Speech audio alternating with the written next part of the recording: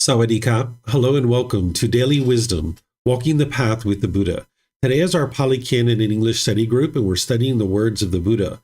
We're in Volume 3, which is titled Foundation in the Teachings, and we're going to be exploring chapters 21 through 30. The way that we do this program is I invite students in Zoom to be able to volunteer to read one of our chapters. Then after someone reads it, I'll share some teachings on that. Then I'm going to open up to any and all questions that you have, whether you're in Facebook, YouTube, or Zoom. You can ask questions by putting that into the comment section, and I'll be able to see that. Or if you're in Zoom, you can electronically raise your hand and unmute your microphone to ask any and all questions that you like.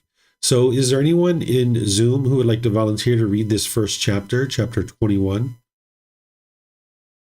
Okay, it looks like Viphav. Go ahead, sir. Gain, honor, and praise are an obstacle even for an arahant. Monks, gain, honor, and praise, I say, are an obstacle even for a monk with an arahant, one that attains destroyer.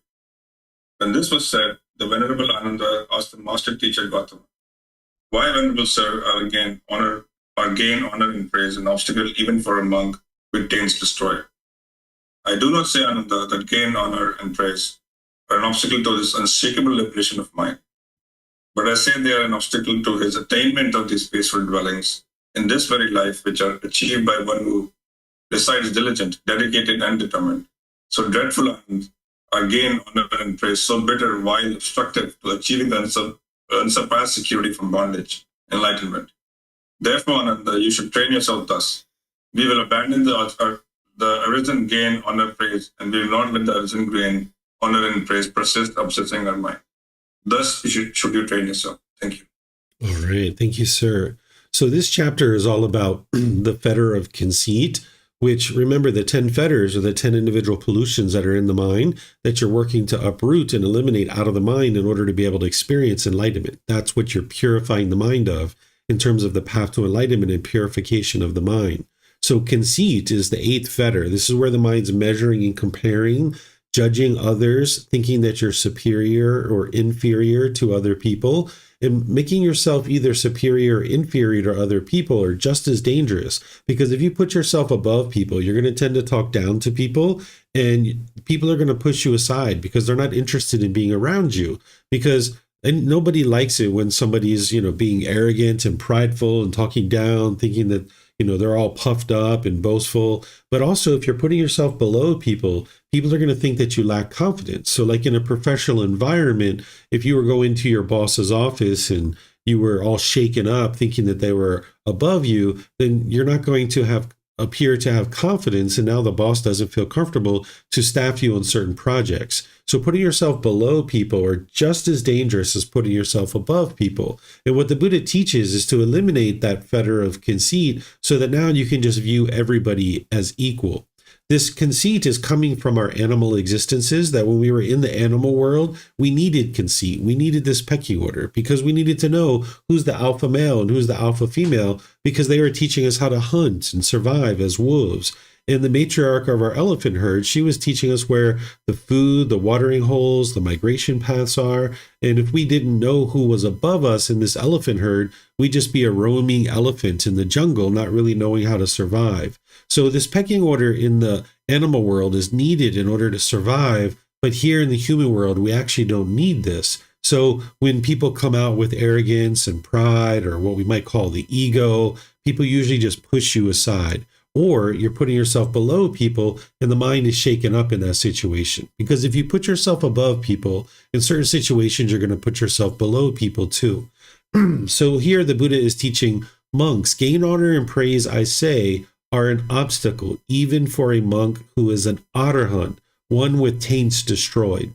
An arahant is an enlightened being. This is how they would refer to somebody who's completely purified the mind and is enlightened. They would refer to them as an arahant. And that's what he means by one with taints destroyed, that they've eliminated the pollutions or the fetters. So when the Buddha said this, one of his close students, Ananda, who we think was either his brother-in-law or his cousin, he was with the Buddha all the way through his entire teaching career.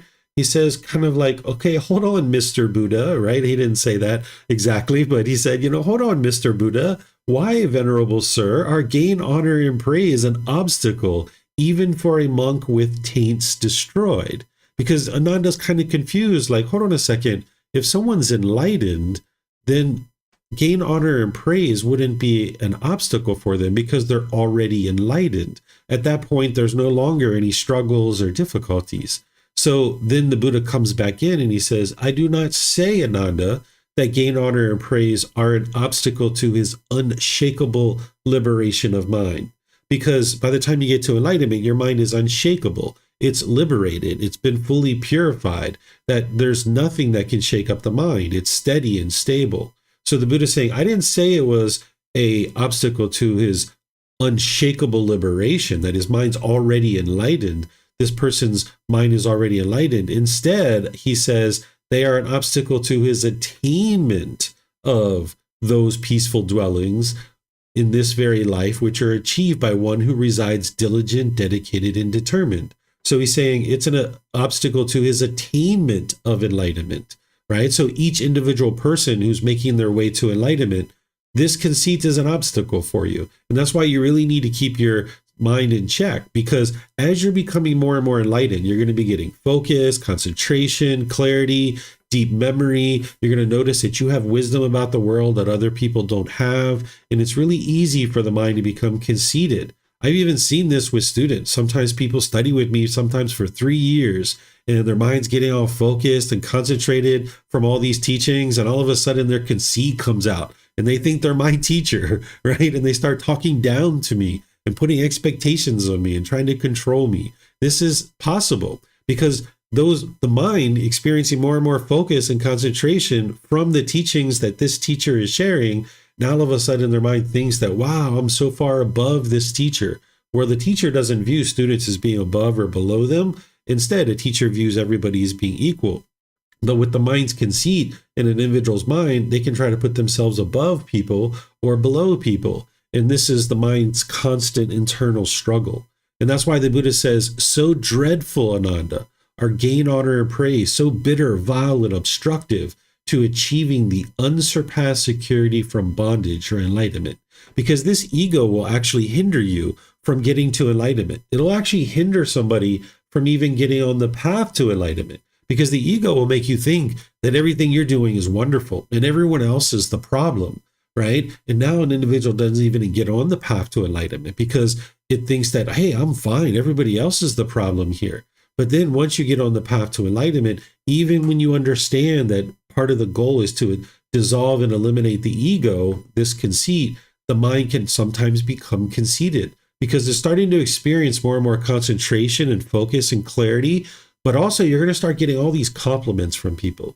You're going to hear people saying, wow, you are so polite. You are so kind. You are so patient. You are so cheerful. You're so fun to be around. You're going to hear all these different things from different people coming at you. Wow, you are so wise. You seem to handle that problem so easily, right? You're going to hear all these different things, and you really got to keep your mind in check because your ego isn't going to be eliminated until it's eliminated, right? And you're not going to be able to get it to the point where it is eliminated if you keep feeding it. So you're going to need to learn how to reside humble when you're hearing these things where people are complimenting you on your practice. They might not even know that you're on the path to enlightenment. They might not even know anything about the teachings of the Buddha. But they're going to be seeing this cheerful, bright, fun person who's interacting and having a great time and peaceful and joyful, and your mind's not shaken up. Because even in the second and the third stage of enlightenment, outwardly, you can appear enlightened to people without them understanding what enlightenment is, or even if they understand what enlightenment is. You can potentially appear to be enlightened because the discontentedness that you're experiencing is mostly internal. You're just kind of struggling within your own mind, but externally, you've taken care of your moral conduct that would indicate that you would potentially be discontent. So you'll hear people complimenting you in that second and third stage of enlightenment a lot. And now you might notice that your conceit has a tendency to arise. So you really need to keep your mind humble in these situations. So that's why the Buddha says here about being diligent, dedicated, and determined. And then also here, he says, therefore, Ananda, you should train yourselves thus. We will abandon the arisen gain, honor, praise, and we will not let the arisen gain, honor, and praise persist obsessing our mind. Thus should you train yourself. So you need to constantly be watching over the mind and don't allow any gain, honor, and praise from others to obsess your mind. Just understand that some people are going to talk very fondly of you and think you're the best thing that they have ever come across. And there's other people that are going to think you're utterly the most horrible person that they ever met. Even when you're enlightened, you're going to have occasional people who are bitter and harsh and hostile. But at that point, your mind's unaffected by it. So let me know what questions you guys have here where the Buddha's helping you to understand how important it is to not allow conceit to obsess the mind. Remember, you can put that into Facebook, YouTube, or Zoom, or you can raise your hand in Zoom and ask any questions that you like.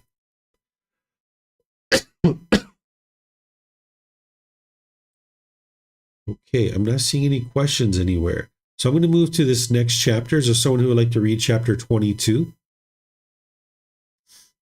Okay, it looks like Leo. And then Kristen after that. Go ahead, sir. You, David. How is a monk mindful and exercising clear comprehension? And how monks is a monk mindful? Here a monk resides reflecting on body as body, dedicated, clearly aware and mindful, having put aside craving and worry for the world. He resides reflecting on feeling as feelings, dedicated, clearly aware and mindful, having put aside craving and worry for the world. He resides reflecting on mind as mind, dedicated, clearly aware and mindful, having put aside craving and worry for the world. He resides reflecting on mental objects as mental objects, dedicated, clearly aware and mindful, having put aside craving and worry for the world. It is in such a way that a monk is mindful. In how monks does a monk exercise clear comprehension?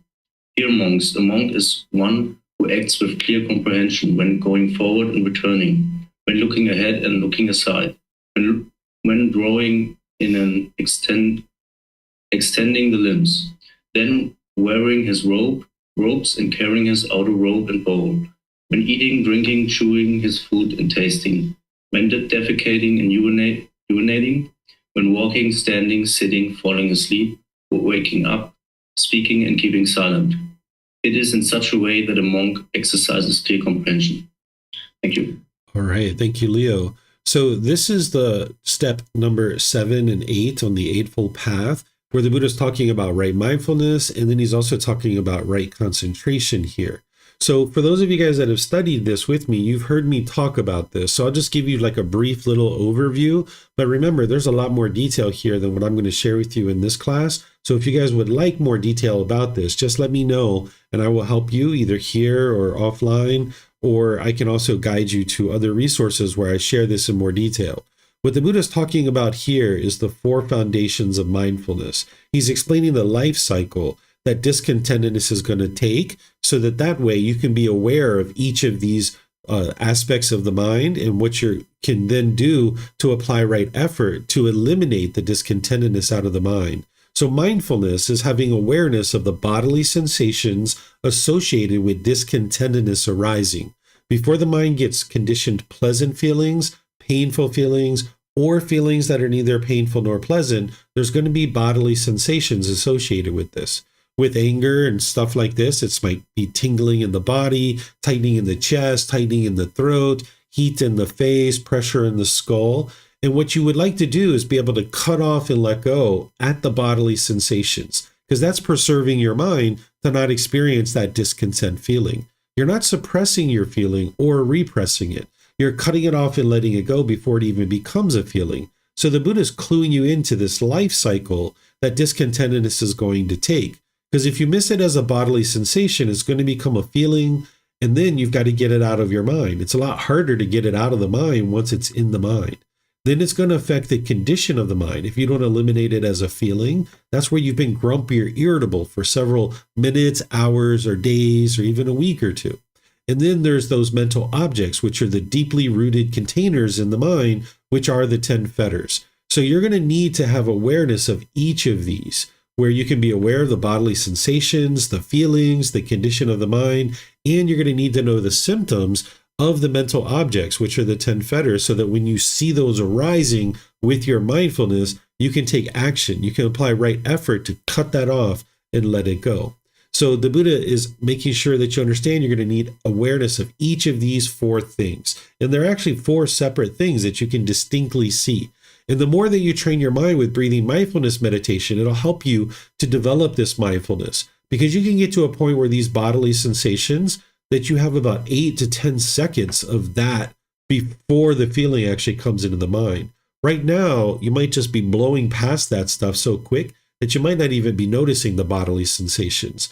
But if you train your mind with breathing mindfulness meditation consistently, you can get to the point where in your day-to-day life, before the mind experiences the feeling, there can sometimes be 8 to 10 seconds there of bodily sensations, giving you more time to notice it and cut it off and let it go. And that's what you would ultimately like to do, because the more you're able to do that, then you're actually going to get to a point where you attain enlightenment. If you can cut off and let go at the bodily sensations every single time, you're about 1 to 3 years away from enlightenment at that point. But it'll take you multiple years to get to that point where you can notice the arising discontentedness every time as a bodily sensation. And not only do the painful feelings have these bodily sensations, but the pleasant feelings and the neither painful nor pleasant feelings have them too. So like the pleasant feelings, happiness, excitement, elation, and things like this, you might notice tingling across your shoulders, up the back of your neck and over your head. Some people call this warm fuzzies, right? And they're really like that. It's like, oh, they kind of indulge in it because it feels so pleasurable. But when you're indulging in that, you're just allowing it to go further, where it ultimately becomes a feeling, a conditioned feeling in the mind. And now when you allow the mind to get that conditioned pleasant feeling, the painful ones are waiting for you right around the corner. Because when that condition of the pleasant feelings is no longer met, the mind's going to end up in the painful feelings. So you need to stay dedicated and diligent, being alert to even those bodily sensations with the pleasant feelings. Even the neither painful nor pleasant feelings, like shyness, it has bodily sensations. You might have said to somebody, or you might have heard somebody say they have butterflies in their stomach. This is the queasiness in the stomach. This is the bodily sensations alerting you, hey, you're about to experience shyness, right? And that's cluing you in so you can cut it off and let it go at that point. So there's multiple things for you to learn here with this right mindfulness and understanding the four foundations of mindfulness and really cluing into each one of those. So let me know if you guys have questions on that.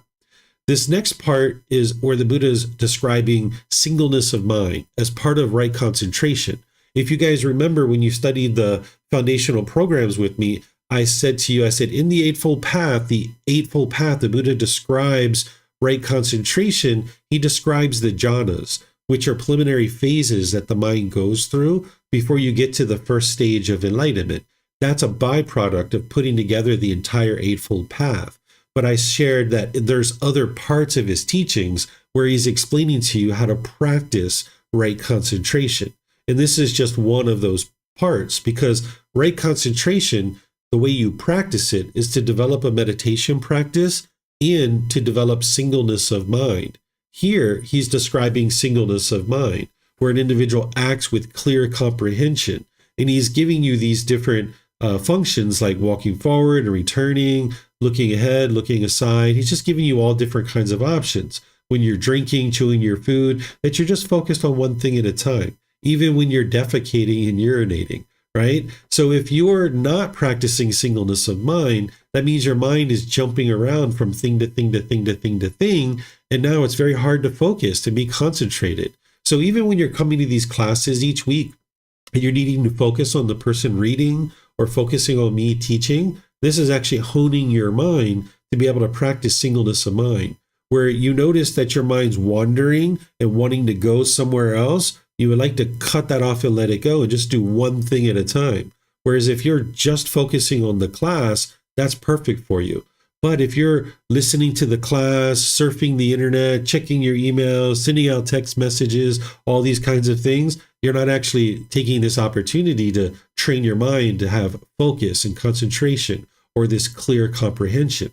There's people that don't understand that it's so wise to practice singleness of mind. This is why oftentimes people are taught to multitask. And your mind can't actually multitask. You can't do more than one thing at a time. It's that the mind is actually rapidly cycling from thing to thing to thing to thing to thing. And this is why when you get home after work, you have difficulties relaxing and the mind's stressed or having anxiety. It's kind of amped up. It's like a racehorse racing around the track.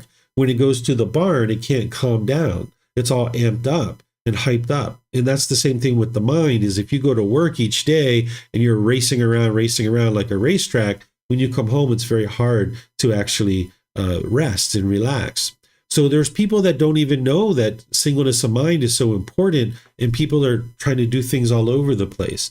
In fact, people are actually dead right now who didn't understand singleness of mind because they were walking down the street in a busy city. They were talking on the phone and walking at the same time, and they didn't realize it, and they walked out in front of a car and whack, they are now dead because of that.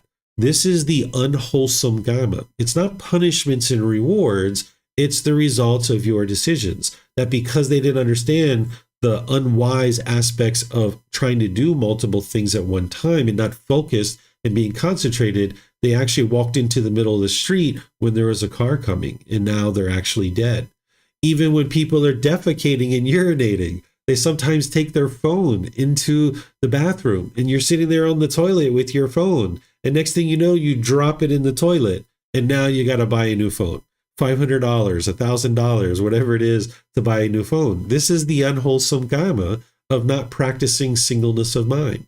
Or say you're walking down the steps and you're talking on the phone as you're walking down the steps in your house, and you slip and you fall, and now you break your tailbone and you end up in the hospital with surgery to fix your tailbone, right? This is the unwholesome karma of not practicing singleness of mind. So you like to just do one thing at a time, including when you're defecating and urinating, right? So this is helping you to be able to now be focused and concentrated, so that if you're washing the dishes and you see your mind wandering, you bring it back. Or if you're in a business meeting and you're noticing your mind's wandering, you bring it back. This is the analogy that I teach when you have a piece of wood and a steel rod and you're grinding it back and forth. Initially, it's going to bounce around a lot. But if you keep it grinding back and forth, you're going to get a nice groove going. And when it pops out, you'll be able to bring it back. But if you keep grinding that steel rod back and forth, eventually you're going to get a deep enough groove, it's never going to pop out. And that's the way that your mind is, that it can stay focused and concentrated all through your day, and it's effortless. Where up front, it's a lot of effort to get that groove going. And that's what you would like to be working towards. So let me know what questions you guys have here where the Buddha is teaching right mindfulness and right concentration, at least these aspects of it.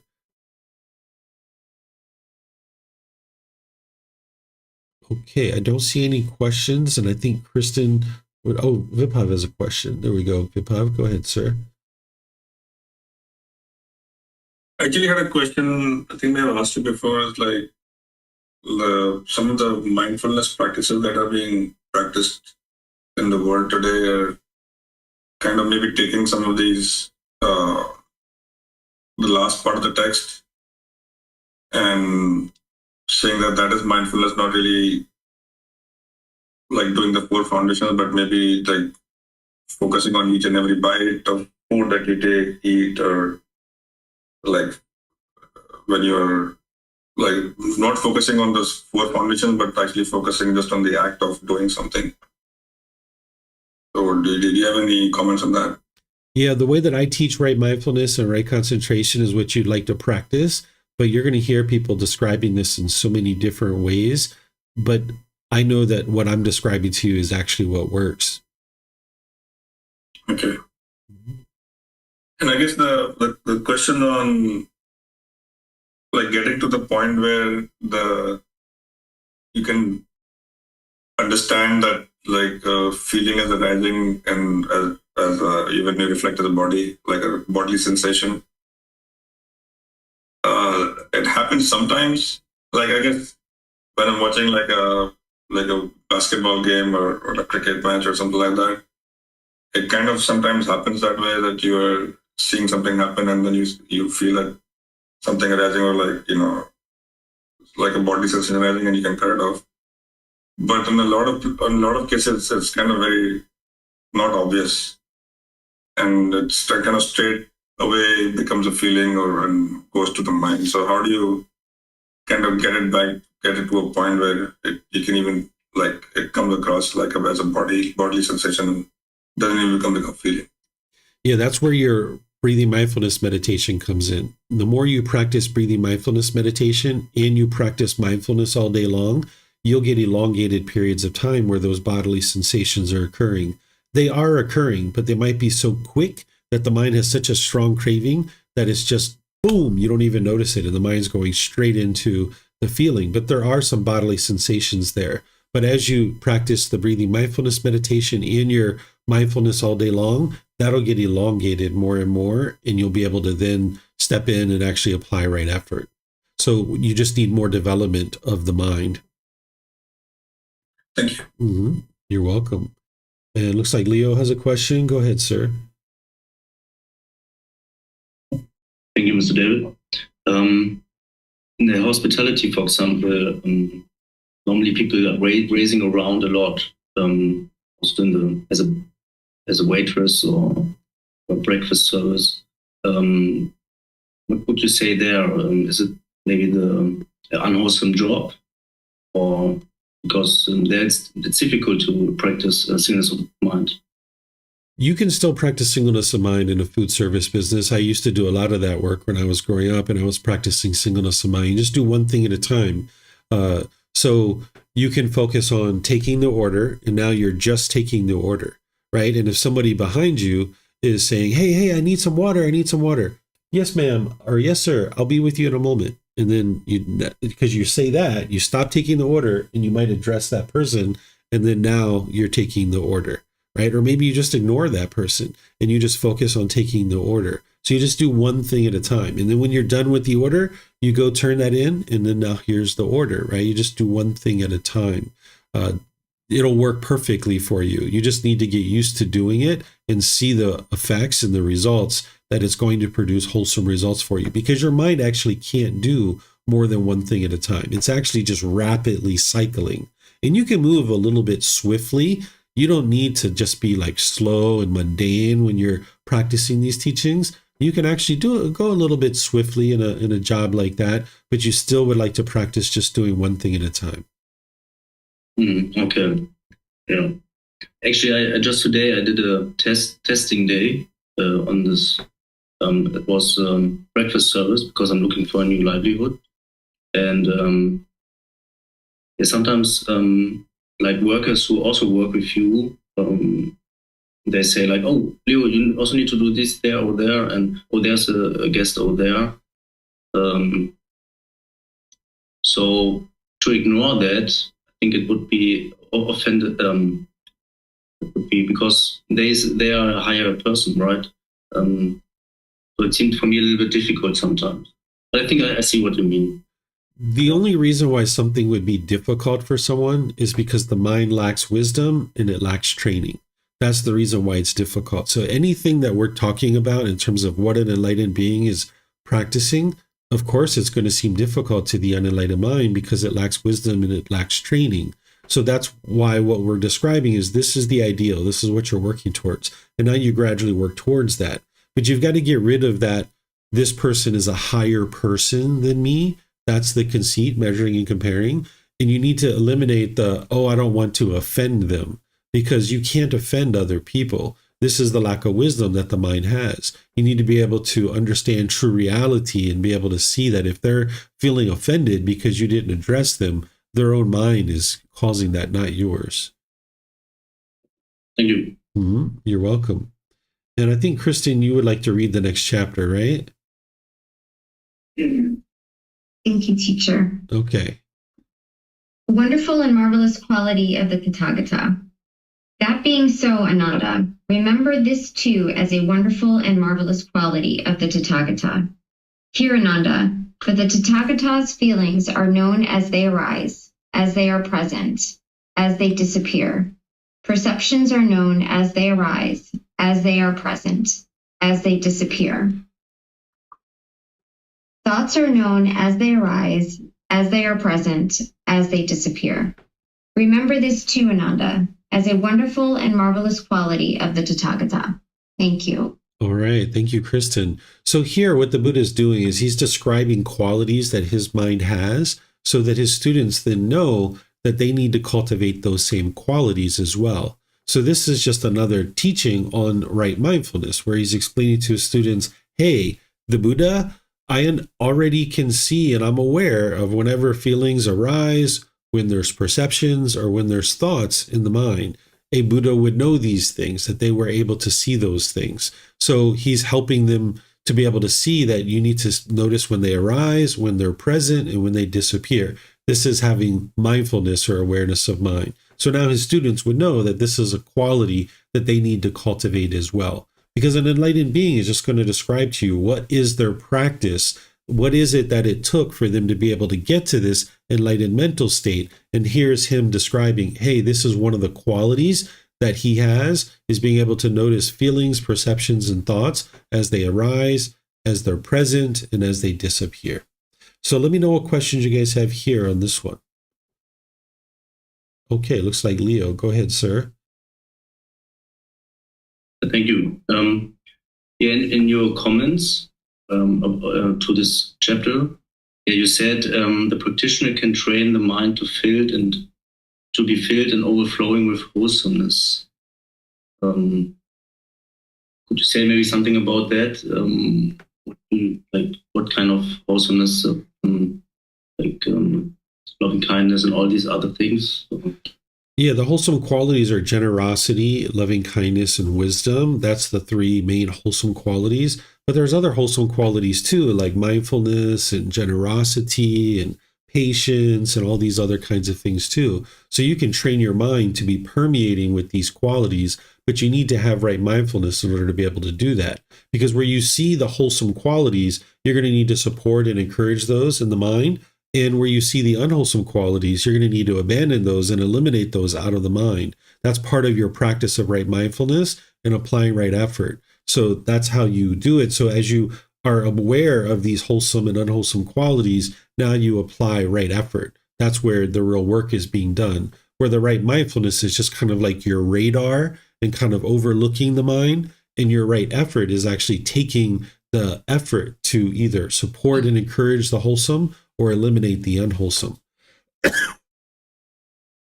Okay, so I'm looking with this virus scanner that, of course, if there are discontentedness, I cut it off and let it go. So I look over the mind. If anything comes in, I right away try to abandon it. And I also look over the mind and look, is there wholesomeness inside, or is there loving kindness while I'm going through the street and seeing these people, or isn't it there? So I remember myself always to bring this back in, right? Exactly. So say you're at an airport and you checking in and they say, hey, sir, your flight's delayed by 3 hours. Sorry, you're going to have to wait until your flight's ready. I can't check you in right now. And you notice like a little bit of anger starting to arise, but you also notice some loving kindness there that's trying to break through. And what you would like to do is apply the effort to get rid of that frustration and anger and bring forth the loving kindness, where it's like, oh, thank you, sir. Thank you, ma'am. I really appreciate you informing me of that. That's very kind of you. By the way, does your airline offer any food vouchers that while I'm waiting, I can maybe sit down in a restaurant and have a meal, right? You can ask very politely like that. That's something that's possible. I don't know if they still do that. They used to do it in the old days. I don't know if they still do that kind of thing or not.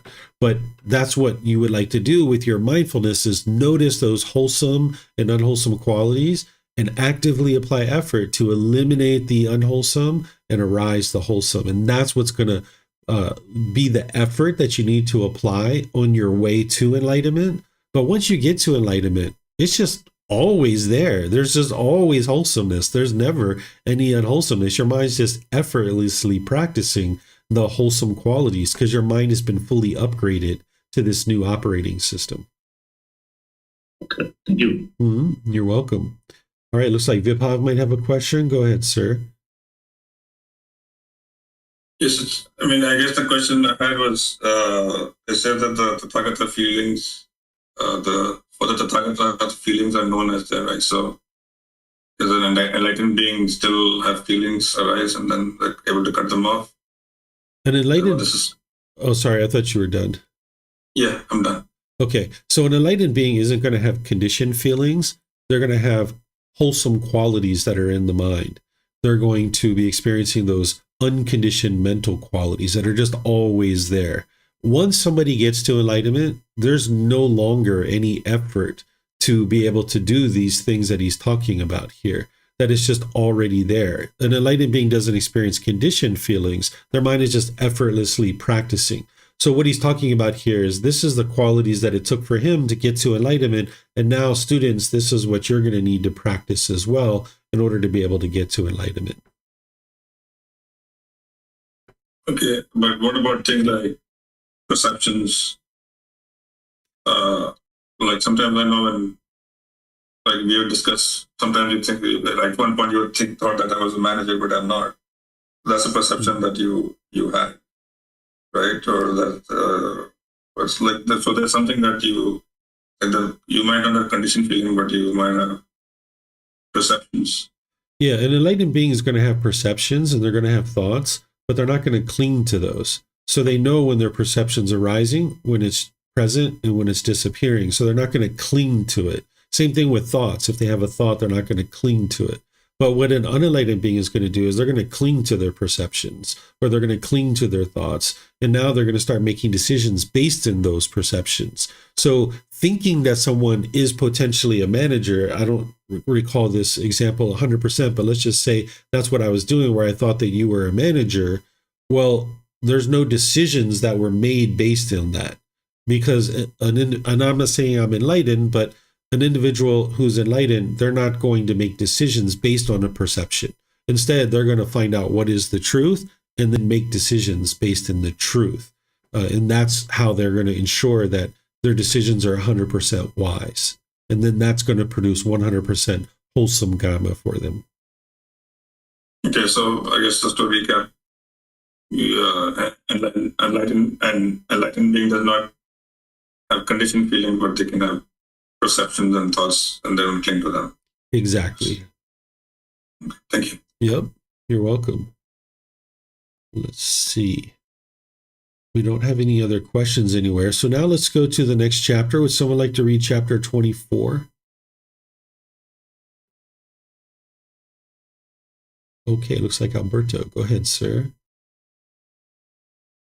I actually had one question regarding the previous chapter or 2 chapters ago. Okay. Okay, which is that it's about the relationship between the 4 foundations of mindfulness and the 6 base contact, specifically when it comes down to pleasant feelings and contact with the body. Let's say when you have pleasant sensations coming up, I don't know, for instance, you're having a warm bath with lavender scents, or you're receiving a massage, or you're having sexual interaction, or you eat something that is sweet and tasty. So what is the fine line between these pleasant sensations out of contact with the body and body sensations leading to discontentedness? Okay, so the bodily sensations that are leading to discontentedness, that's from the craving, desire, attachment being triggered in the mind. And now you're going to notice these bodily sensations. Just like an itch or a scratch in the body, that's not what we're talking about. Or if someone is massaging you and they're putting pressure on the muscle and you experience the sensation of the muscle, right? It's not that tingling sensation. It's not the mind producing this. It's the pressure from the thumb or the hand of the person pressing into the body. The body to body contact can produce sensation on the body, but it's going to be purely physical. But when there's these bodily sensations that the mindfulness that the Buddha is teaching you about, that's the mind experiencing the preliminary effects of a craving, desire, attachment getting triggered. And now there's going to be those bodily sensations that is ultimately going to lead to a feeling. There's going to be times where you're building your awareness of these 4 foundations, where you will sit there and you will notice the bodily sensations, and it'll either be a pleasant, painful, or neither painful nor pleasant, and it'll be producing those bodily sensations. And you're kind of watching it, and you don't actually apply right after it. And then boom, you'll notice it coming to the mind, and boom, there's that feeling right after the bodily sensation. You're like, ah, there it is. And you kind of like tune into this. It's almost like tuning an antenna, that you're kind of tuning into this to be able to be aware of it. And sometimes you might do that where you're just kind of watching, almost stopping your day, whatever you're doing, just kind of observing what's happening in the body and the mind. So the bodily sensations that you're talking about with massage or sexual contact, there's going to be bodily sensations just from body to body contact. If there's a bodily sensation associated with like putting something in the mouth, on the tongue, and now there's bodily sensations of pleasant feelings arising, that's from the mind, because the tongue itself can experience a bodily sensation. Like say you accidentally put a piece of gravel in your mouth and you feel the sharpness of it on your tongue. That's a bodily experience that you're having due to the hard object that's in your mouth. But the bodily sensations that we're talking about here, it's going to be kind of pervasive throughout the body, where it's oftentimes tingling from the head to the toes, or tightening in the chest, tightening in the throat, heat in the face, pressure in the skull. This is the anger and frustration, where I mentioned the other ones about tingling over the shoulders, up the back of the neck, and over the head. That's the bodily sensations associated with pleasant feelings arising. So you might hear something, and now you notice that. Or you might smell something, and you might notice those tingling sensations, or any of these other senses. As you're taking in contact through the senses, it's then going to trigger a craving, desire, attachment. Then you're going to notice the bodily sensations of either pleasant, painful, or neither painful nor pleasant arising. And these are very different, the bodily sensations that you're cluing into here. And you'll get very tuned to know right away when those bodily sensations are there, and whether it's a pleasant, painful, or neither painful nor pleasant feeling that is arising. Okay, thank you. So the key part to understand this for me, it would be, or for everyone, I guess. So this thing, so to be able to tell when these sensations are related to craving. So you can have a pleasant sensation of the body without a craving. Is that right? No. If there no. So if there's let's see, let's use the example of a massage. If someone's pressing, like a Thai massage, I'm sure you've had a Thai massage. If you press into the body and you feel that pressure, and you're like, oh wow, that physically feels good. The pressure physically feels good, and that's helping to release the tension out of the muscle. And I can feel that release out of the muscle in that local area that you're actually, the person's pressing on. That is the release of the tension of the muscle. That's not what we're talking about here with these bodily sensations.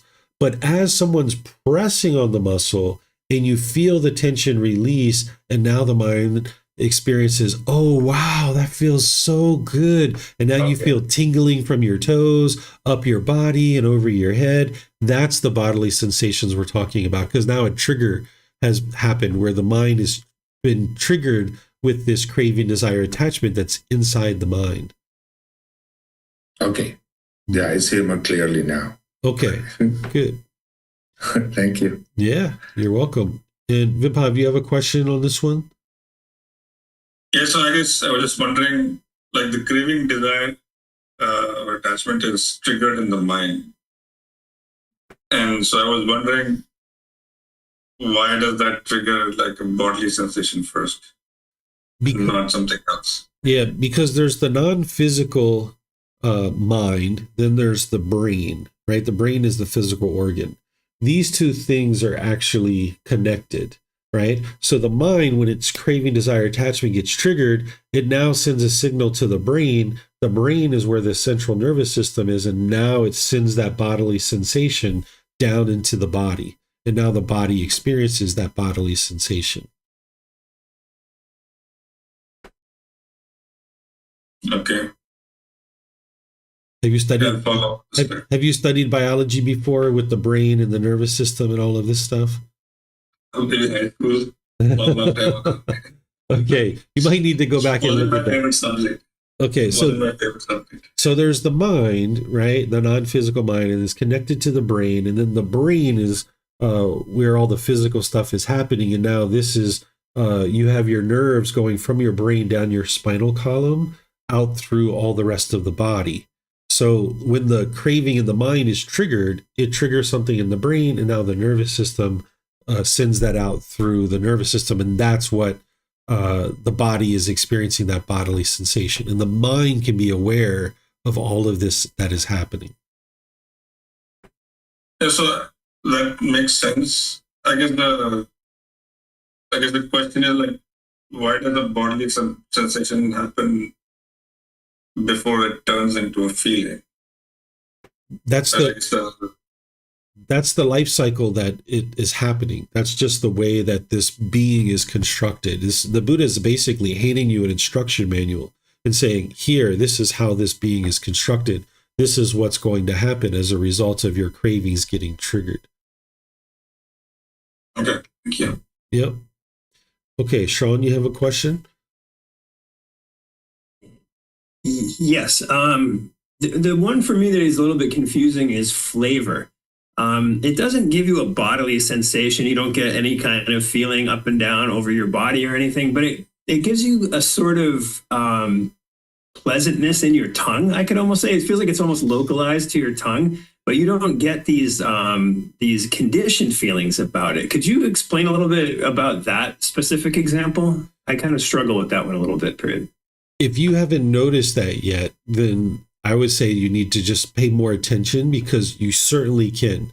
That when a certain flavor touches the tongue, it can trigger a craving in the mind, and you can notice bodily sensations associated with that. So you might just need to clue into that more closely, because it does happen exactly the way that I have described here and that the Buddha describes. Okay, I don't experience the bodily sensation. I experience something around the tongue itself. Like it feels localized in the tongue. Yeah, the reason why you guys aren't noticing the bodily sensations is because your mindfulness isn't developed enough yet. If you train your mind with breathing mindfulness meditation and you practice mindfulness all day long, then you will be able to notice these bodily sensations. That's why the Buddha is teaching you that this is what you need to do, but this isn't what the mind's currently able to do. For example, like these mental objects.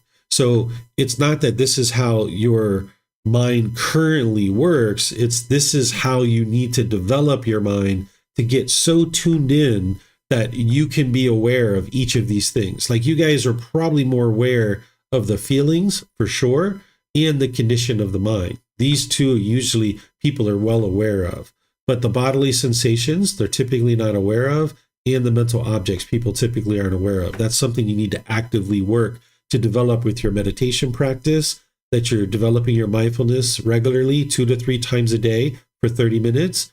And then you're also practicing your mindfulness all day long. So it's understandable that you guys don't have this out of the box. We don't come preloaded with this type of thing. Even the feelings, like as we're a kid, like we're not aware of our feelings, and we're not aware of our condition of our mind either. We just go around being grumpy and irritable to people, thinking everyone else is the problem, right? So these are things that you need to develop, that your mind has the capability to be able to do, but it's not yet been honed and developed. That's why you need to practice it and get to the point where your mind has this ability. I'm sorry, it might be something for offline. About 18 months ago, I was feeling the bodily sensation. So this is more of a real question, like where I actually, I know the bodily sensations. I've been about 18 months ago, I started really learning how to feel those, and they tip me off before I have any sort of feelings. I'm pretty used to that. The one about flavor is the one that doesn't make a lot of sense to me, because it doesn't kick off a bodily sensation, yet it's almost like a craving, but it's really not. It's so hard to explain. It might be an offline type of question, actually. Yeah. If there's a craving there that's getting triggered, it's going to produce bodily sensations. You just might not be aware of them right now. So I can talk to you afterwards if you'd like to stick around or schedule an appointment or something like that. Okay, thank you. Yep, you're welcome. And Kristen, do you have a question here as well? Yeah, I do. It was just also about the flavor and taste, because recently I had an experience where I was eating a salad. It was papaya salad. It was the best salad, right? And I got so excited when I had it. And I noticed the excitement and the love feeling for the salad, right? And then I was searching for the same salad. Every time I went out to eat, I kept hoping for the same experience, right? And I couldn't because it was impermanence. But at the time, I didn't see any of that. And then when each time I would try to find that craving, like that craving was triggered, I kept trying to find the salad. I was disappointed. And then I would feel that sensation of a little irritated. And I kind of was wondering, so I kind of looked back through it all. The problem started was because I got too excited about the original salad. Is that correct? Yeah. And then the craving then was, I kept chasing for that experience again. And I wasn't able to find it. So now I was a little discontented. Yeah. I started with discontented, but it was a good discontented. It was happiness. Yeah. And then it ended up being, okay. So that's where I explain to people that the pleasant feelings are just as dangerous as the painful ones, because if you allow the mind to get the conditioned pleasant feelings, the painful ones are going to come right after that. So you need to be able to train the mind to learn how to eat that papaya salad and enjoy it, but without conditioned pleasant feelings. And that's something that the unenlightened mind doesn't know how to do. And then also adding more to what Sean was asking and some of the rest of you guys were asking, is these bodily sensations associated with pleasant feelings are much more subtle and not as noticeable as the painful ones. The painful ones are very clear when those are coming through, and even the neither painful nor pleasant feelings, those are oftentimes very clear for the mind because they're so strong, and the mind doesn't like them. So it tends to not be interested in them, and it notices them right away. Where the pleasant ones, they're much more subtle, that the mind has to really clue into it, and it takes a lot more development of mindfulness to be able to actually see these pleasant feelings. So that's why I'm saying, Sean, that, you know, the something that tastes good, placing it on the tongue, the mind is oftentimes unaware of these because they're so subtle compared to the painful ones. So that's why your mind really needs this well-developed mindfulness to be able to look over the mind and not allow it to get those conditioned pleasant feelings, because if the mind's allowed to do that, then it's going to get the painful ones right after that. 3 calls in a row. And Kristen, I'll just also share with you too, is one of the things you mentioned is about how you were loving this papaya salad. I think you probably know what I'm going to say next, right? Is that you can't love the papaya salad because it's not a living being, right? So love is that genuine interest in seeing a living being be well. Okay. All right. It looks like Vibhav might have a question. Go ahead, sir. Yeah, I guess coming back to what Sean was talking about, the taste question. So I've been kind of practicing, as you probably know, for the last, I guess, last week. A while, I try to just eat whatever I have in front of me and not like try to find foods like to love, or not, I can love food, but try to like get the pleasant feeling from food, or try to get like something tasty or something like that. And I guess at this point, I don't have that. I don't seem to have that conditioned pleasant feeling from food. I still enjoy, as like you said, enjoy the food as whatever comes in front of me. But I don't seem to have that anymore, where I'm trying to like find pleasure in food. So is it possible that I may have skipped the whole, or maybe I'm able to control that bodily sensation from not even arising anymore? If somebody doesn't have any central desire regarding food, then they're not going to have any cravings triggered. So therefore, there's not going to be bodily sensations associated with it. It's just not going to happen because there's no cravings in the mind. But that's where you need to make sure you have eaten a lot of different tastes, like bitter, sour, sweet, hot, all these different flavors, which I know that Indian food has a lot of that, and Thai food has different flavors too. And it really helps you to test your mind to be sure that the mind isn't either attracted and clingy and craving any of those flavors, but it's also not repulsed by any of those flavors too. And once your mind has done all of that work, then yeah, you'll be able to eat just whatever food comes across, look at it as something that's going to nourish the body, and there won't be any triggering of any cravings because there's no cravings for any particular type of food in the mind. So there won't be any bodily sensations associated because there's no cravings there. Yeah, so I guess there's that fruit that is available in Thailand, which kind of is very, I guess, tastes like poop. I haven't not tried it yet, so so I'm not going to that kind of extreme to try those kind of foods. But like other foods that I deal on it, eat on a regular basis, I don't seem to have any kind of craving for it. Okay. And I don't have any craving for that food either. Yeah, that's something for you to know as part of your practice. But you would like to try lots of different foods because the mind can have these things that are what I call dust in the corners, right? Where your mind kind of overlooks these things. So if you're walking through the grocery store and you see a certain item that you've never seen before, you might not even know what the name of it is. It's a good idea to just buy one and try it. And you don't even know what the flavor is, the flavor profile, or what it's going to taste like.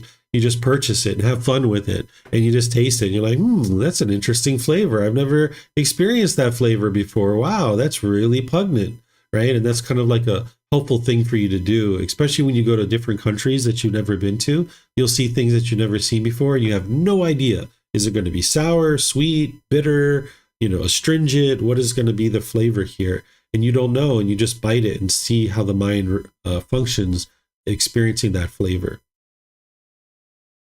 Okay, I do notice that the foods that I was kind of I had some perception about I didn't like before. I don't have it anymore. I actually even enjoy the foods that I didn't like before. I can eat them very easily.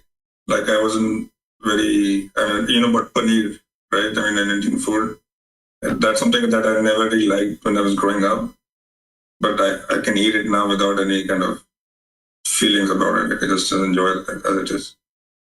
So, but I have not tried all kinds of foods. I don't know what's it dust in the corner right now, I guess. Okay, so yeah. So again, this is something for you to know for yourself, and now work to make sure that you've explored all these different flavors so that you don't allow any dust to collect in the corners. Okay, thank you. Yep. All right, Leo, questions? Yeah, thank you.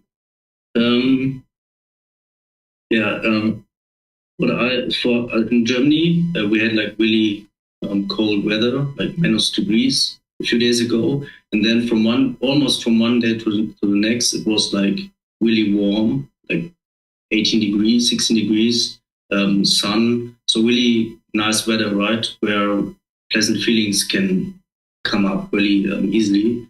And when I went through the streets, it was internally like, don't let pleasant feelings in. And I was kind of trying to ignore the weather. Is this a way I can do it? Like, don't let it come up, Leo. Don't let it just go through the street. Just the normal weather. It's impermanent. Don't need to get. It's what I did somehow, and I think it worked. It worked okay. Maybe there were here and there sometimes plopping up these pleasant feelings, and I couldn't really catch it as much. But it seemed for me that I could somehow ignore the weather. Is it the way I can do it? Yes, that's redirecting the mind and not allowing the mind to dwell in any type of contact that it's experiencing and then form a feeling based on it. Instead, you're redirecting the mind to something else and not allowing it to form any kind of conditioned feeling. Mm-hmm. Thank you. Yep, that's getting ahead of even the bodily sensations, right? That's ideal. Right. So I don't see any other questions. Oh, Vibhav's got something. All right, go ahead, sir. I guess one last question. So like when we went on the India trip, we were in Bodh Gaya, and we were in that hotel. There was the food there in the restaurant, like the first, if you remember the dinner first night. It wasn't that great. I mean, we all ate it, but I knew it wasn't like the best cooked food. And I did give that feedback to the restaurant folks there, in that, you know, this food is not up to the mark, or what, like, the way we would like to have food. Well, it didn't really. I could see the difference between good food and not well cooked food that time, but that's something I just noticed, and I gave that feedback. But we still ate the food and everything. So I guess the question is, that's still something that you would like to do, right? In terms of giving some feedback, saying, okay, this food could have been better, and not. I mean, the food would be whatever it is, however they cooked it, it's fine. And the next night, we actually went out to a different place. Yeah, so the Buddhist teachings aren't whether you should give that feedback or not necessarily. It's that if you're going to speak, you would like to do it with right speech, right? Right intention and right speech. And making sure that your mind isn't discontent is going to allow you to actually practice that. Whereas if you ate the food and your mind was repulsed by it, and now you're complaining and argumentative with the kitchen and the management, and now it's going to produce unwholesome karma for you. But if you eat the food, it's like, this doesn't taste what, you know, Indian food would normally taste like, and this could actually be better. I wonder if this restaurant is interested in some feedback. And now you politely, kindly go to the management. You say, I'm just curious, would you guys be interested in some feedback about your food? And then they're either going to say yes or no, right? And now you provide them that feedback. But if you do it aggressively and bitter and harsh and hostile and all this kind of stuff, then of course it's going to produce unwholesome karma for you. So it's not about whether you should or shouldn't give that feedback. It's that if you're going to give that feedback, make sure that it's solicited, make sure that your ego is not involved, make sure there's not craving involved, and now use right speech and of course right intention to be able to communicate. And that's what's going to produce the wholesome karma for you.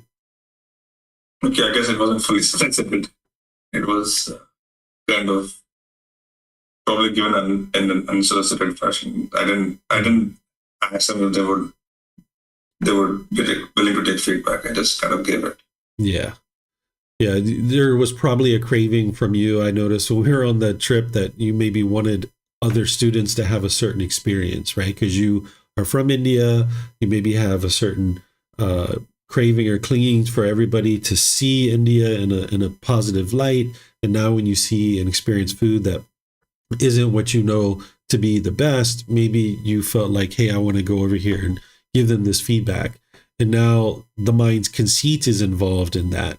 That's why you would like to be sure that somebody's interested in your feedback before you give it to them, because otherwise the mind's conceit is coming through and it can damage your relationships. Okay, thank you. You're welcome. All right, I think we had a really nice discussion there. So Kristen was interested in reading this one. Go ahead, ma'am. Okay. The 6 subjects of conscious awareness. How many subjects of conscious awareness are there, Ananda?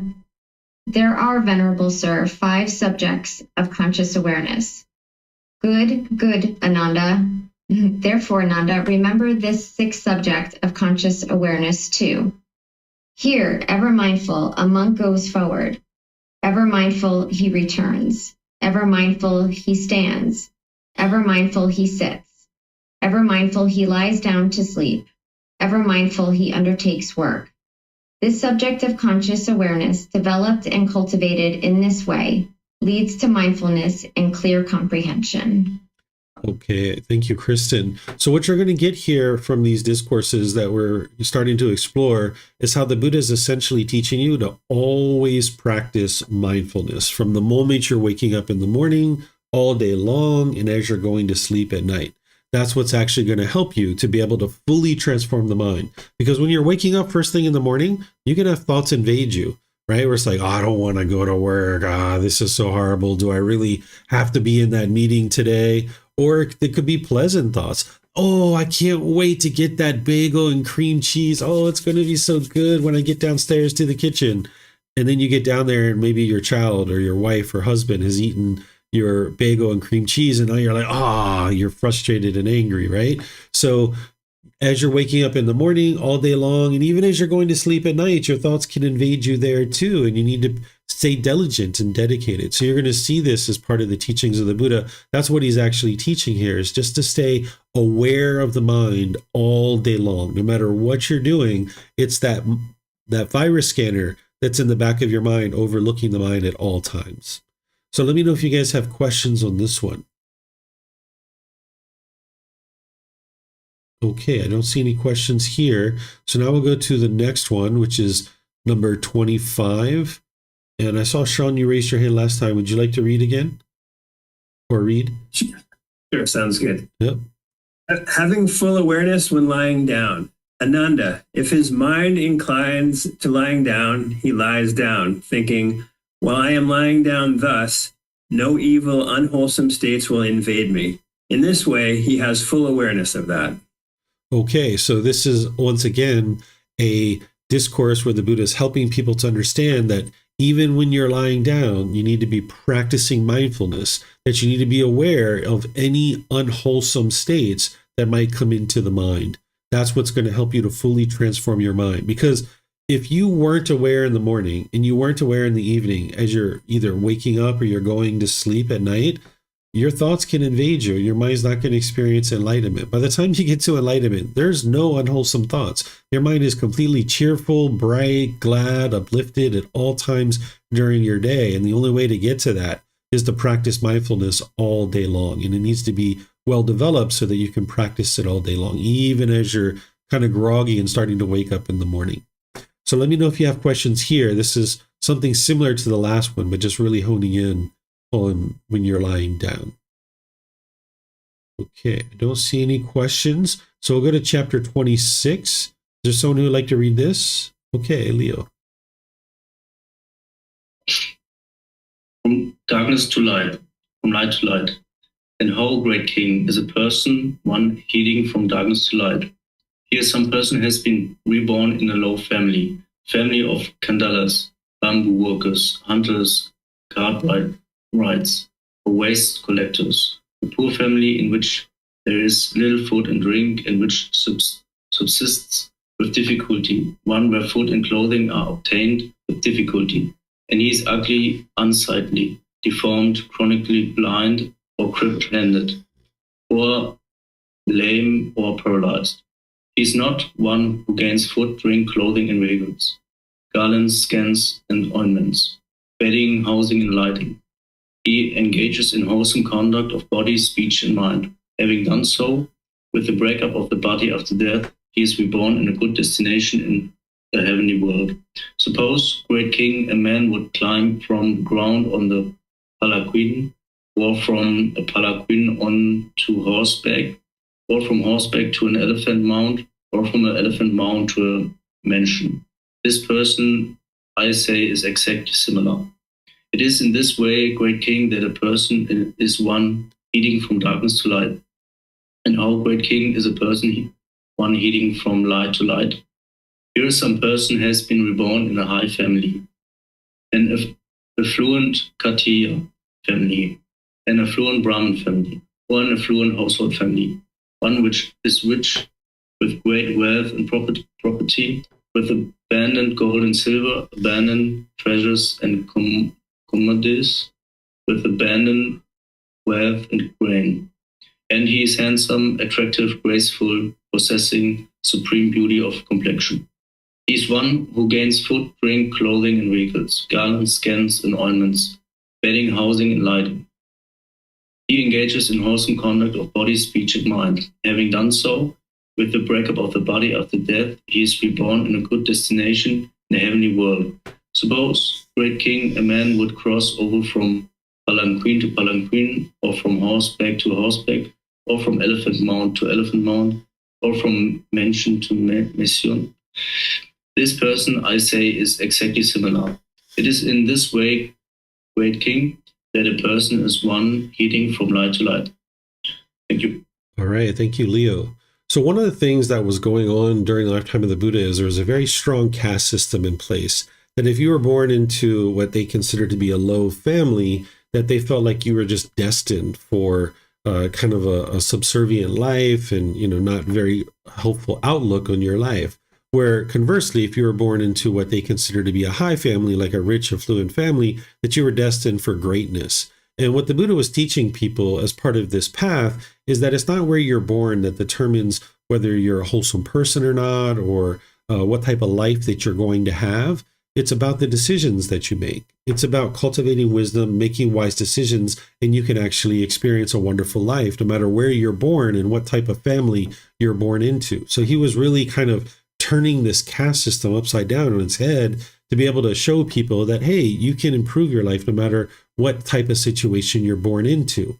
So here, this is a discourse where he's helping people to see that even if you're born into a family that people would consider to be a low family during that time frame, you can actually do wholesome things and you can actually move into improvement in your life. Here he's talking about future life, but you'll see discourses in this book series where he's talking about current life too, where he's talking about, you might be born in this family that is, not very wealthy, but you can actually improve your life.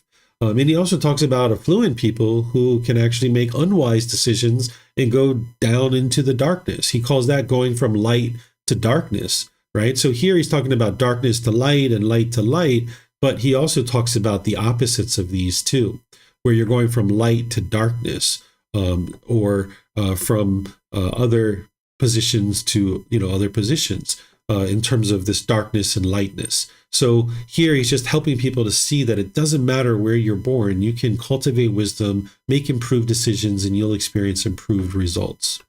So let me know what questions you guys have here on this chapter. All right, I don't see any questions. So let's move to the next one. Is there someone who'd like to read this one? Okay, looks like Judy. Vibhav, you already read, I think, once or twice. Did you have a question on that one, Vibhav? I was just had a question on the previous chapter. Oh, okay. Go ahead, sir. I guess the question that I have here is about being reborn into a low family, where I guess this is the consequence of your karma, that you're born into a lower family and you end up being like a waste collector or a bamboo worker or a chandal, so that you are kind of end up being in a low, not just low paying job, but also that people consider like degrading. And then it seems that like if you're affluent and you're born into a high family, that's also a consequence of your karma, that you're born into a high family. But yes, I guess then that's true. That's true. And the reasoning here is that if you're born into a high family and you're affluent, and it also talks about complexion, that you look, you have a handsome or pretty, then basically that I guess in that position of affluence, you have more ability to, because you have the resources that you need, you have more ability to work towards enlightenment. Yeah. So what I help people to understand, that if you're born into an affluent family, meaning that you don't have to worry about where your next meal's coming from or your clothes or other things like this, you will have less obstacles on your path to enlightenment if that's what you choose to do, because you don't have to worry about where your next meal's coming from, and you actually have more time to dedicate to learning and practicing these teachings. Whereas if you're born into a family that's more impoverished, you're having to really kind of struggle just to get that next meal, so to speak, or clothes or basic resources to survive. You're not going to have the same ability to get to enlightenment, just in terms of the difficulties and struggles that you need to overcome in terms of just sustaining your life. But that's not to say somebody couldn't get to enlightenment. It's just to say that there's those obstacles to overcome.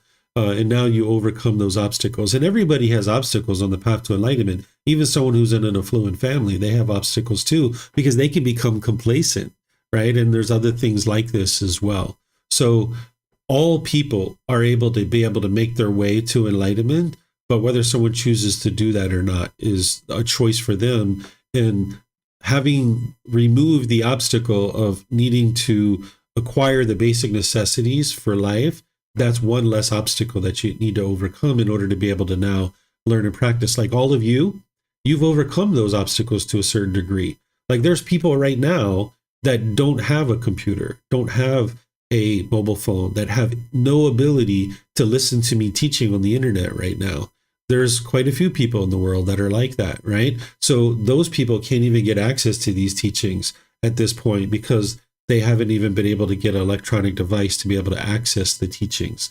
So each individual being has certain obstacles to overcome. And now as you overcome those, it helps you to get closer and closer to gaining access to the teachings and then actually practicing them to experience enlightenment.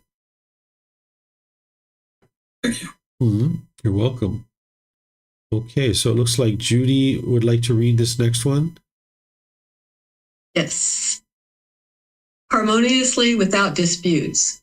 Monks, wherever monks are residing in calmness, harmoniously without disputes, blending like milk and water, viewing each other with eyes of affection, I am at ease about going there, let alone about directing my attention there. I conclude, surely those venerable ones have abandoned three things and cultivated three other things. What are the three things they have abandoned? Sensual thoughts, thoughts of ill will, and thoughts of harming. These are the three things they have abandoned. What are the three things they have cultivated? Thoughts of renunciation, letting go, thoughts of goodwill, thoughts of harmlessness. These are the three things they have cultivated.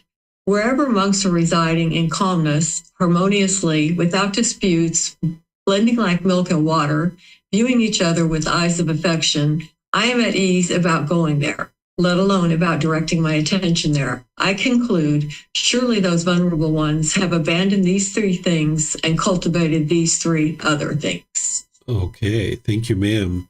So what the Buddha is talking about here is right intention. For those of you guys that have that committed to your memory and you know what right intention is, the Buddha teaches to cultivate the intention or the thinking or the thought of renunciation, non-ill will or goodwill, and harmlessness. This is where your speech, your actions, and your livelihood are going to emanate out of that right intention. So what he's saying here is that when people are residing with calmness, harmoniously, without disputes, that this is the qualities of mind that they would have cultivated. So this is helping you to understand why it's important for you to cultivate this, right? Like if you're a boss, if you're a neighbor and you have neighbors, if you're going to a party and spending time with people socially, you'd like to cultivate this thoughts of renunciation, goodwill, and harmlessness, because people are going to be more at ease when they're around you and you're practicing these kinds of things as part of your intentions or your thinking or your thoughts, because that's going to then emanate your speech, your actions, and your livelihood. And now people will be at ease when they're around you. An enlightened being can be at ease no matter who they're around.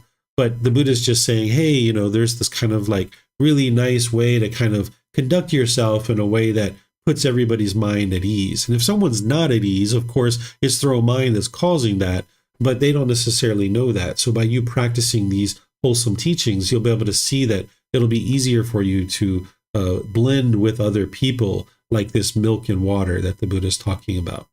So let me know what questions you guys have here on this particular chapter where the Buddha is talking about how to blend harmoniously with others without arguments and disputes.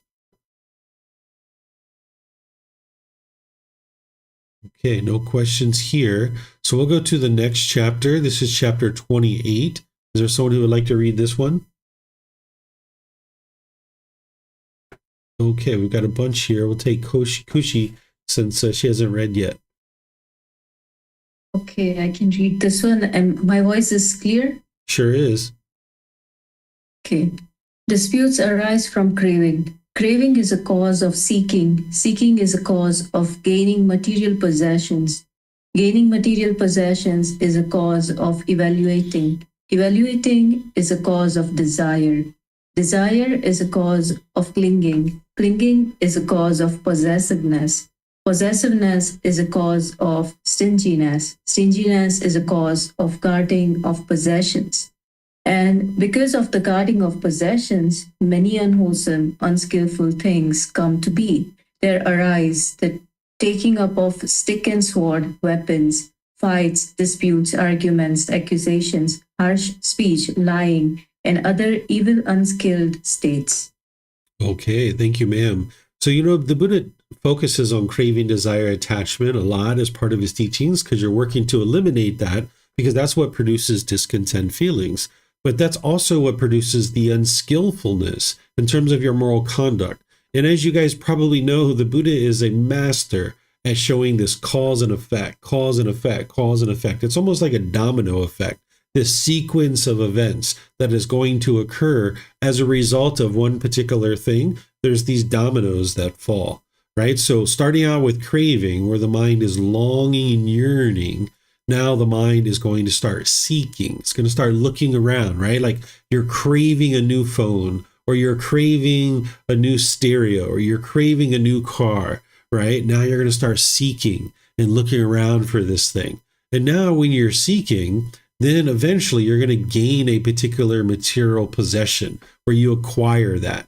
And now once you gain that material possession, there's going to be this evaluating where you're checking out your car against other people's car. Is their car better than mine, or is my car better than theirs? Is my house better than their house? Is their house better than mine? There's this evaluating between your material possessions and other people's material possessions. Then once you're evaluating, then there's going to be this desire where it's like, oh, mine's not so nice. I need to get more. I want more. And now the mind's going to start clinging to this and craving for it to be permanent. And as you're clinging to this material object, this is where the mind becomes possessive. It's my phone, it's my car, it's my house, my boyfriend, my husband, my this, mine. And now when the mind becomes possessive, it becomes stingy. It's unwilling to share with other people. It becomes selfish. And that's where the mind now starts guarding its possessions and not wanting other people to take them, right? And then this is where many unwholesome and unskillful states come up, where someone might pick up a stick, a sword, weapons, there's fights, disputes, arguments, accusations, harsh speech, lying, and other unskillful states. And now you're producing all this unskillfulness. And the reason why is it all comes back to craving. That's the first domino that tips, and now all this sequence of events is occurring. So whenever you see unwise moral conduct, it's always coming back to craving. That's why the Buddha is so focused on helping you understand how dreadful and bitter that is to have that craving in the mind, because it's going to produce this cascading of events and ultimately lead to unskillful conduct. And then you're going to produce unwholesome results for yourself as you're putting out that argument, the accusations, the harsh speech, the lying, as all that's going out into the world, it's just producing unwholesome results for you. So by getting rid of your craving, which the Eightfold Path is going to help you to be able to do, you can avoid all of this kind of stuff. So let me know what questions you guys have here on the Buddha helping you to see why disputes arise. Why does arguments arise? It's all because of craving. Okay, I don't see any questions. So now we go to chapter 29. Is there someone who would like to read this one? Okay, Vibhav, go ahead, sir. Dependent origination. When this exists, that comes to be. With the arising of this, that arises. When this does not exist, that does not come to be. With the elimination of this, that ceases. Thank you. Okay, so this is a simplified version of kind of a preliminary teaching that helps you to ultimately learn dependent origination. Dependent origination is 12 interlinking steps that the Buddha takes you from the origin of what's kind of producing the birth and discontentedness, and he's showing you a sequence of events that actually leads to the point where you're experiencing aging, death, sorrow, grief, pain, displeasure, and despair. So here, this is like a simplified version just to kind of warm you up for being able to see this cause and effect, or action and result, this cascading of events. So when this exists, that comes to be. With the arising of this, that arises, right? So let me help you understand this. So when this exists, that comes to be. With the arising of this, that arises. So what you could look at this as is, by choosing to go to school, you learned English. By learning English, you're able to talk to people. When you talk to people, you make friends. By you making friends, when you have a problem, you can talk to your friend, right? And this is a sequence of events that is occurring, right? The ability to talk to your friends when you have a problem goes all the way back to choosing to go to school, right? And there's the sequence of events. So with the arising of this, that arises. With the arising of choosing to go to school, you're now able to actually talk to your friends when you have problems, right? And there's this sequence of events that has occurred. When this does not exist, that does not come to be. With the elimination of this, that ceases, right? So by choosing not to go to school, then you don't learn English, you don't talk to people, you don't make friends, and now when it's time for you to have a problem and you need someone to get help from, you don't have any friends to be able to talk to be able to get help, right? So when this does not exist, that does not come to be, and with the elimination of this, that ceases. So this is called the principle of entailment, where you're learning one thing leads to another, and this thing leads to that thing, and this thing leads to that. That's essentially what the Buddha was doing back here, is he was showing you that when craving arises, it's going to lead to fights, disputes, arguments, accusations, harsh speech, lying, and other unskillful states. And there's all this intermediary stuff, because when this arises, when craving arises, it's going to lead to all of these other things, right? And then there's this cascading effect.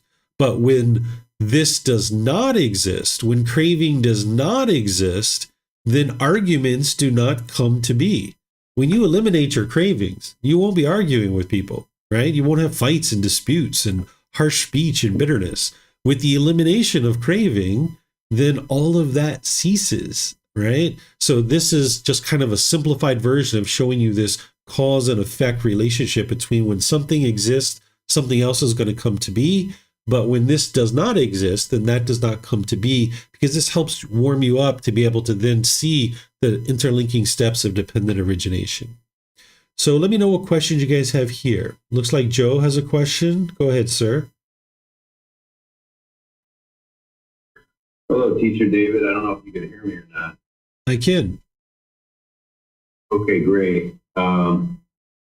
This is two questions. The one question is in reference to the last chapter about going from darkness to light, from light to light, from darkness to darkness. Uh-huh.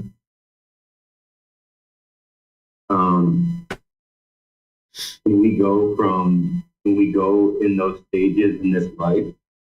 Yes. So if someone is born into a family, which they're calling a low family here, you can actually now move upward in life in terms of your development of your mind and actually getting to enlightenment. It's important not to think of it as a hierarchy. That's why I said what people consider to be a low family, because I don't consider it that way. I was born into a family that lacked resources. My mother was on food stamps. She was in poverty. We were living, very, basic type of housing. For those of you guys that know what a trailer park is, that's how I grew up, in a trailer park when I first was born.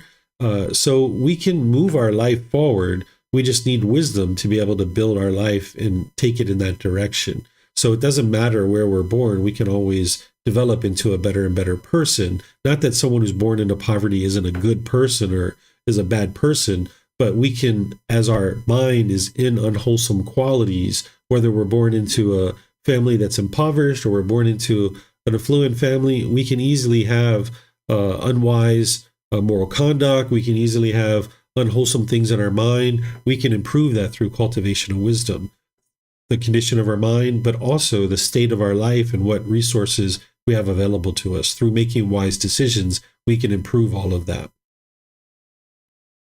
Okay, great. That's great. And then my second question is reference to actually what you just read about craving. Can you read that again, please? This one here? Yeah, so where it says craving is a cause of seeking, seeking is a cause of gaining material possession, gaining material possession is the cause of evaluating, evaluating is the cause of desire, desire is the cause of clinging. The question is like, I was born out of two people craving. I don't know if they were craving to have a child or not, but I just appeared. So we're here on this planet to procreate. So is that a craving? We're not here to procreate because some people don't do that, right? Some people actually don't have sex at all. From their birth, they die having never had sex ever in their life. So we're not here to procreate. But if we choose to have sex, there is a craving there. You can't actually have sex without craving. It's not possible unless you were being forcibly raped or something like that, because you have no interest in sex whatsoever, and now someone's forcing you to have sex.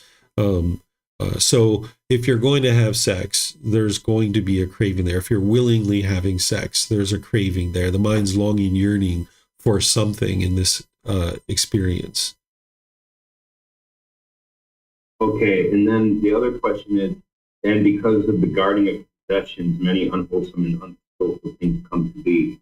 Is this body my possession? This is not your possession. The way that you can think about the body is it's like you're renting it. You're like essentially a tenant. Nothing is truly a possession because nothing really belongs to you, because there is no me, there is no you, right? This being is impermanent, and when this life is over, that is done, and this being no longer exists, and all of the possessions that an individual thought was theirs was not theirs, because if it's theirs and it belongs to them, they would get to keep it permanently, where it actually doesn't belong to you. So this is one of the ways to train your mind to not have attachment, where of course you have certain things like possessions, like a phone and stuff like this, that you use and that you're using it temporarily, but you're not interested in becoming possessive over it, where you're holding on to it and clinging it. Just understand that you need to take care of it and be responsible with it, but you're not interested in clinging to it and craving for it to be permanent. There's where the mind can actually be at ease, and it won't experience discontentedness related to that. Okay, great. Thank you. Thank you very much. Yeah, you're welcome. Okay, I don't see any other questions anywhere. So what I'll do then is just move to the last chapter for today, which is chapter 30. Is there someone who would like to read this? Yeah, I can read it. Oh, okay. Go ahead, Joe. Yeah, cause of ill will. By what fetters serve being bound? Gods, humans, asuras, and nagas, Gandhabas, and whatever other kinds there may be, whereabout, although they aspire to live without hate, harming, hostility, or ill will, and in peace, they yet live in hate, harming one another, hostile, and with ill will. Ruler of the gods, it is the bonds of jealousy and material gain that bind beings, so that though they aspire to live without hate, harming, hostility, or ill will, and in peace, they yet live in hate, harming one another, hostile and with ill will. But, sir, what gives rise to jealousy and material gain? What is their origin? How are they born? How do they arise? Owing to the presence of what do they arise? Owing to the absence of what do they not arise? Jealousy and material gain, ruler of the gods, take rise from happiness and sadness. This is their origin. This is how they are born. How they arise when these are present. They arise when these are absent. They do not arise. But, sir, what gives rise to being happy and sad? What is their origin? How are they born? How do they arise? Owing to the presence of what they do. Owing to the presence of what do they arise? Owing to the absence of what do they not arise? They arise, ruler of the gods, from craving desire. Due to the presence of craving desire, they arise. Due to the absence of craving and desire, they do not arise. All right. Thank you, Joe. So here again, the Buddha is tracing ill will, hostility, harming one another, hatred, all the way back to craving. And he's showing you this backwards progression, because this time he's doing it backwards, where before he started with craving and he worked the other direction, where now he's working from the ill will and the harming and the hatred, the hostility and bitterness, the unskillful conduct. He's working backwards, and he's showing you what the progression of that is. So I think this is pretty straightforward for you guys. You can probably understand what it is that he's sharing here. It's interesting that he's actually talking to this ruler of the gods. There's actually depictions of the Buddha in the Pali Canon where he is said to have taught heavenly beings. There would be times where he would be out like in the middle of a field teaching human beings, and the whole sky would light up. This is documented in the Pali Canon, where the whole sky would light up. It was at nighttime, and the sky would light up, and there would be these voices that people could hear coming out of the sky. And it was said that he was teaching heavenly beings and hear the ruler of the gods and things of this. So you're going to see this kind of thing in the teachings. And this is what the Buddha taught, whether he taught it to any kind of heavenly beings or he taught it to human beings. It's the same natural laws, and he's teaching it here as well, where he's showing you this backwards progression of that. It's craving, desire, attachment, which is the source of all this hostility. And you probably already knew that from the 3 poisons or the 3 unwholesome roots or the 3 fires, where it's craving that leads to anger and hostility. But the whole reason why craving and anger exist is because of the ignorance or the unknowing of true reality. So let me know if you guys have any questions here on this chapter. Okay, Leo, go ahead, sir. David, I just wanted to ask you if you have a few minutes after class. Sure. Yeah, when you guys come like this, if you would ever like me to talk after class, you guys can just stick around, because I usually stick around, and you guys are able to grab me that way. Mm-hmm. All right, I don't see any other questions anywhere. So what I'm going to do here is just in class, like I always do, by thanking you guys for your dedication to learning and growing and developing on the path. Next week, we're going to be in the next 10 chapters, which is chapters 31 through 40. So you might decide to actually read those ahead of class or maybe after class, because you've got the words of the Buddha. You've got words from me to be able to help you understand how to integrate this into your life. And you can take your time and just read maybe 1 or 2 chapters a day, which is only maybe like 10 minutes. It'll help you to more slowly absorb the teachings, really reflecting on them, and then be able to independently verify them so that you can actually implement them in your day-to-day life. Tomorrow in the group learning program, I'm going to be in chapter 4 of our first book, volume 1, which is titled The 4 Noble Truths, Establishing Right View. So if you need a refresher on that, I'm going to be teaching that tomorrow, Sunday at 9 a.m. and 9 p.m. Thai time. And then, of course, we have our Sunday night meditation that happens at 6:30. And then all next week, I'm going to be teaching a Foundation in the Path to Enlightenment course. And then the following week, I'm actually going to be traveling to the USA to go to California and to go to Texas. And I have plans to be able to teach all these classes. So as we go forward, you'll still be able to learn in these classes. And as long as the schedule is what I think it's going to be, and my time zones are all straight in my mind, I should be able to be here to be able to teach even when I'm traveling. I've kind of organized my schedule that way. So we'll give you more details as I go forward on that. But thank you again for learning and being dedicated to develop your practice. And perhaps I'll see you guys in one of these future classes. Be well and take care. Sawadee-ka.